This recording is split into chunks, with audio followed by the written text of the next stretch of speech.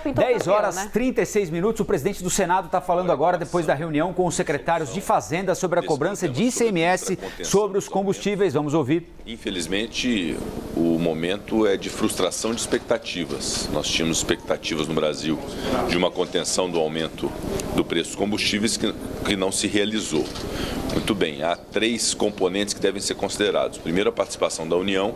E aí quero destacar que, de fato, o governo federal, ao tomar as providências relativamente à participação tributária nos combustíveis, contribuiu consideravelmente para minimizar os impactos desses aumentos. Então, meu reconhecimento à União, ao Ministério da Economia e ao governo federal. Por outro lado, os estados tomaram uma medida em novembro, que eu quero também destacar, fruto de um diálogo com o Senado Federal.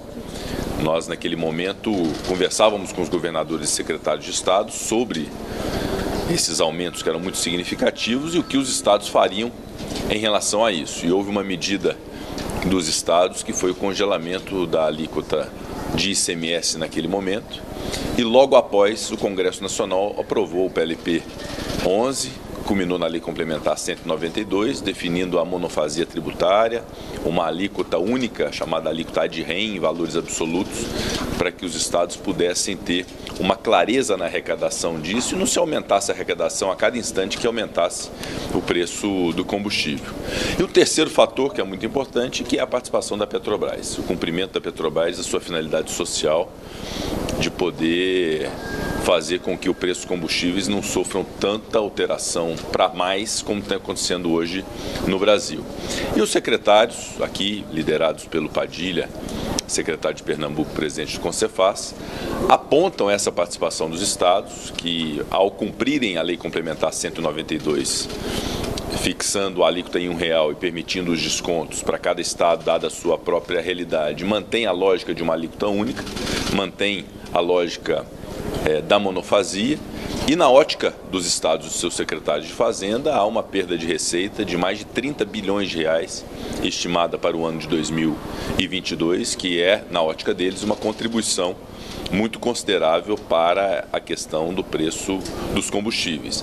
Diversas variáveis foram discutidas, nós então deliberamos que é fundamental fazermos um encontro com os governadores de estado e identificar o que mais os estados podem fazer na contribuição para a sociedade relativamente à contenção do preço dos combustíveis. Os secretários de estado apontam soluções, pregam a necessidade de uma reformulação do sistema tributário, defendem a PEC 110, que está no Senado Federal sob a relatoria do senador Roberto Rocha, que seria, na ótica deles, uma solução para essa equação do ICMS com o ISS na criação de um imposto único, um imposto sobre valor agregado. A PEC 110 deve ser pautada no Senado nas próximas semanas. Já nesta semana, eu acredito que o presidente da CCJ, senador Davi Alcolumbre, possa submeter ao crivo da CCJ a PEC 110 e, uma vez aprovado na CCJ, há o compromisso da presidência do Senado de apreciação dessa proposta de emenda à Constituição. E um outro ponto abordado pelos secretários é a defesa daquilo que nós aprovamos no Senado, no projeto de lei 1472, de autoria do senador Rogério Carvalho, relatado pelo senador Jean Paul Prats, que é relativamente à conta de equalização, à conta de estabilização, que utiliza-se de diversas receitas, mas, sobretudo, dos dividendos da Petrobras para a União, para que esses dividendos, que hoje são estratosféricos, muito além da média mundial para uma empresa desse segmento, que isso possa ser revertido para a sociedade. Não é nada de confisco, não é um fundo, como são concebidos os fundos constitucionais, é uma conta de equalização para que a Petrobras possa, na verdade a União, com os dividendos da Petrobras, possa contribuir para a reversão disso para a sociedade, especialmente daqueles que dependem do combustível para a sua sobrevivência, que é o caso de caminhoneiros, motoristas de aplicativo, motociclistas, de entregas. Portanto, são iniciativas que nós vamos insistir. No projeto de lei 1472, já aprovado no Senado e pendente na Câmara dos Deputados, a proposta de emenda à Constituição 110 e dessa reunião com os governadores para que possamos também instá-los a uma maior contribuição também dentro, obviamente, dos seus limites. Pontuam os secretários de Fazenda das dificuldades havidas hoje, sobretudo pelo aumento do preço das coisas, o aumento dos insumos, a fixação de um piso nacional da educação e o Fundeb acabou por gerar maiores gastos também na educação, igualmente com pautas que são hoje do Congresso Nacional, como o piso nacional da enfermagem e o piso nacional dos agentes comunitários de saúde, os agentes de combate às endemias, que foi uma PEC que aprovamos também no Congresso Nacional.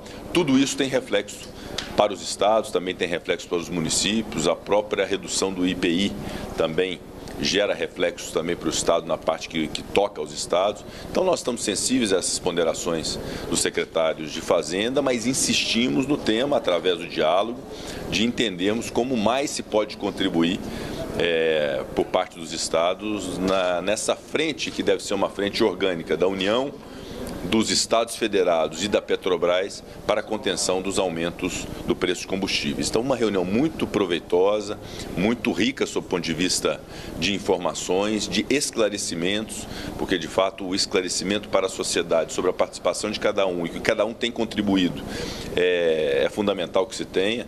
Não há vilão e mocinho nessa história. Nós temos que encontrar os caminhos que sejam possíveis e que possam não sacrificar estados, não sacrificar a União, também não sacrificar a Petrobras. Ninguém quer sacrifício absoluto de ninguém a ponto de inviabilizá-los.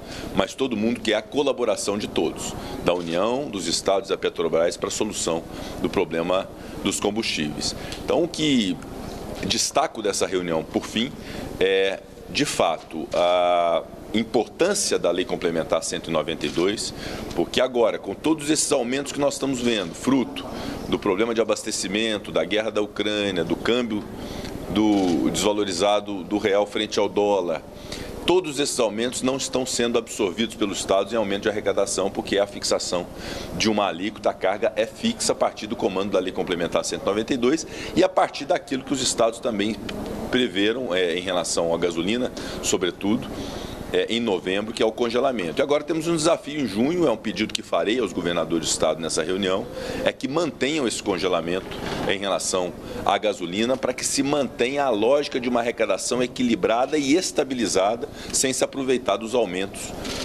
do preço dos combustíveis. Só isso já é um grande proveito da Lei Complementar 192, mas também cuidaremos de identificar outras medidas que possam ser tomadas além dessas para poder resolvermos o problema dos combustíveis no nosso país. Estou à disposição. Presidente, sobre o 1472, já há um entendimento com Lira para que ele avance?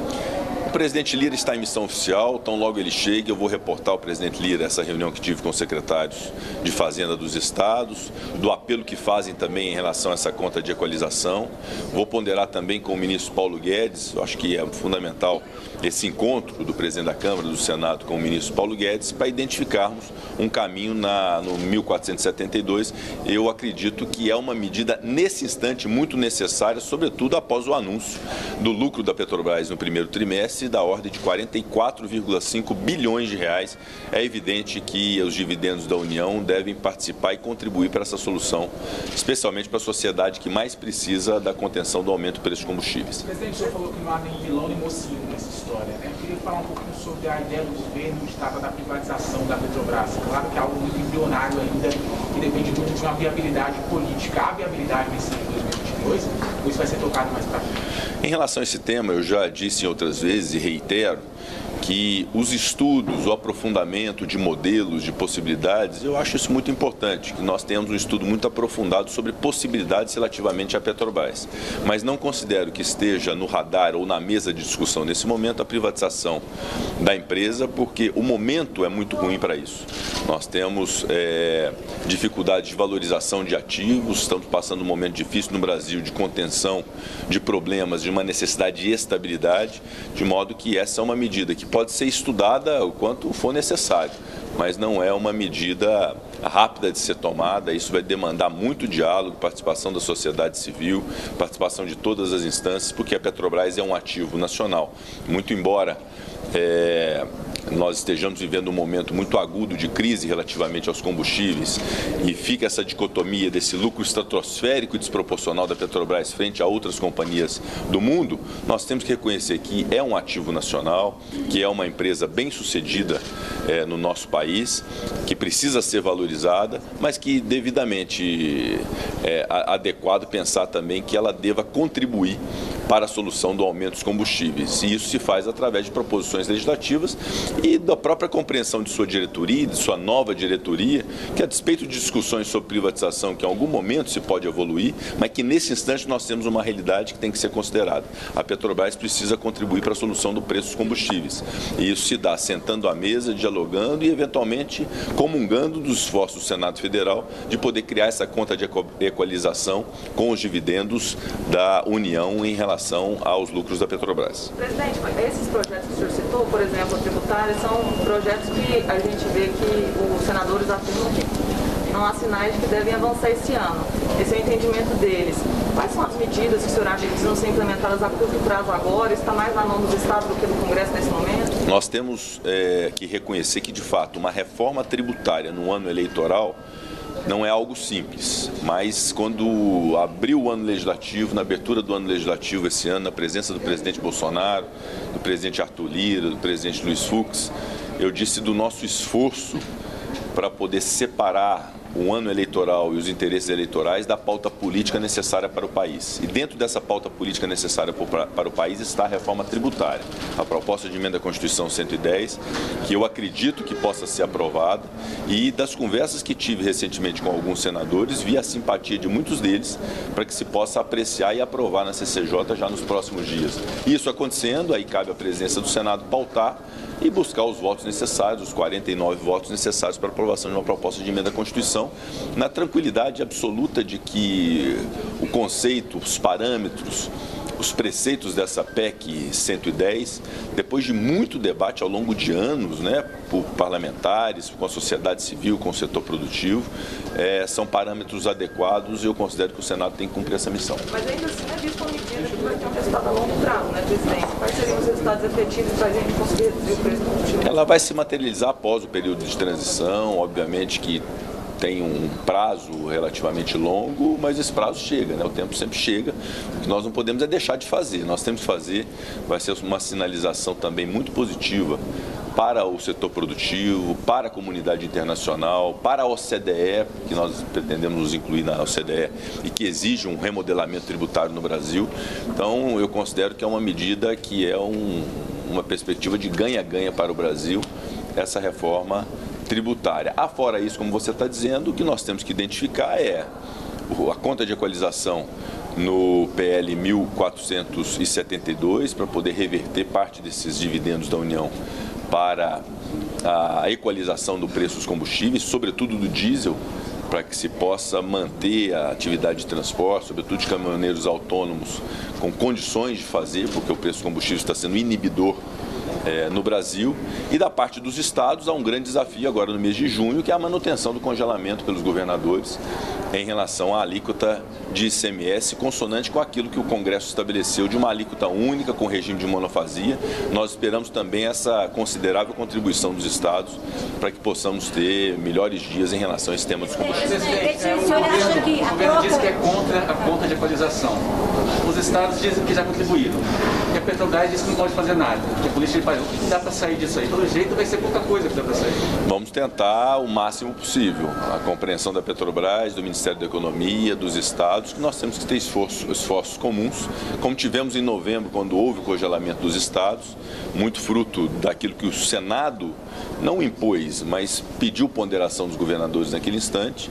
Então, só de nós termos já hoje uma regra que define uma alíquota em valor absoluto, com um sistema de monofasia, em que não se aproprie de eventuais aumentos para um aumento da arrecadação, que por vezes é desproporcional ou injusto, já é algo considerável de ser considerado. É o suficiente? Não. Nós temos caminhos como a PEC 110, a conta de equalização, o congelamento, o prolongamento de congelamento pelos governadores em relação ao ICMS e, eventualmente, outras medidas. Nós não podemos considerar também que o CONFAS pode, numa reunião, considerar aquilo que nós pontuamos pelo Senado relativamente à fixação do valor de R$1 da alíquota. Isso também pode ser objeto de discussão, eu espero que seja, mas, obviamente, que há critérios técnicos, há fundamentos científicos nisso, que nós vamos respeitar. E há providências legislativas também, há proposições legislativas em curso no Senado, que nós vamos avaliar como medidas sempre responsáveis para poder ter essa equação. O importante é o impacto tributário, seja federal, seja estadual, ser o menor possível, o necessário para a arrecadação, mas o menor possível sobre o combustível, e que os lucros da Petrobras continuam existindo, mas dentro de uma proporcionalidade que não sacrifique o consumidor brasileiro. Presidente, você acha que a troca da energia pode favorecer uma parceria aí com a Petrobras, com o governo federal, a saída do Bento e o Saxida assumindo, que é da economia? Não sei avaliar se haverá uma melhora ou uma piora. O que eu posso dizer é que o Almirante Bento é uma pessoa muito séria, se dedicou muito ao Ministério de Minas e Energia. Naturalmente que decisões desse tipo são decisões do presidente da República, que nós temos que respeitar, não há participação do Senado nisso, na indicação de ministros, e desejo boa sorte ao novo ministro, que ele tenha a compreensão do tamanho de sua responsabilidade nesse momento crítico e agudo de crise nacional, e que possa ter em relação ao Congresso Nacional a melhor relação e o respeito necessário para a construção de soluções para o país. A gente quer insistir porque nesse momento o novo ministro Adolfo Saxida está entregando para o ministro Paulo Guedes um ofício pedindo para privatizar a PPSA e a Petrobras e para dar estágio nesses estudos. Essa solução que o governo está vendo de curto prazo não é neutral, se é mesmo isso que é super difícil. Eles não estão em outra realidade em relação ao que vocês estão discutindo aqui? Essa definitivamente não é uma solução de curto prazo, como não é uma solução de curto prazo a PEC 110. A PEC 110 é uma solução de médio e longo prazo. E essa solução da privatização da Eletrobras, na verdade, não se tem a compreensão nem se isso é uma solução de médio ou de longo prazo. Então, estudos podem ser feitos, é o papel do ministro fazer todos os estudos necessários, que sejam os mais bem feitos possíveis, mas entre o estudo e a realidade da concretização disso há uma distância muito longa e da qual o Congresso Nacional não se apartará. O Congresso Nacional estará dentro dessa discussão para dar a sua opinião e a sua posição relativamente a isso, até porque isso depende muito, fundamentalmente, do Congresso Nacional.